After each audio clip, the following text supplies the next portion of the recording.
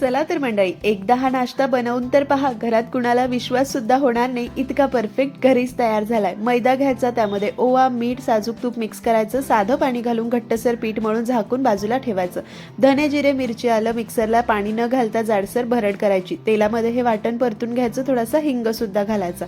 नंतर एक लहान वाटी उकडलेला ताजा हिरवा मटार, नंतर हळद, लाल तिखट, जिरे पूड, आमचूर पावडर, चवीनुसार मीठ, पाव चमचा गरम मसाला घालून 2-3 मिनिटं परतून घ्यायचं.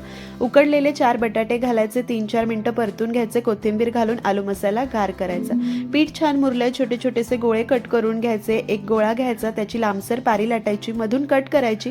व्हिडिओत दाखवते त्या पद्धतीने मिनी समोसा भरून घ्यायचे. समोस्यांची भरपूर टिप्ससह, प्रमाणासह सविस्तर रेसिपी आपल्या चॅनलवर आहे. त्यामध्ये स्वीट मार्टची सिक्रेट चटणी सुद्धा दाखवलेली आहे. टायटलमधल्या त्रिकोणावर क्लिक करून संपूर्ण रेसिपी नक्की पहा. संपूर्ण समोसे करून झाले. अगदी कमी गरम तेलात मंद आचेवर तळून घ्यायचे. नक्की ट्राय करा.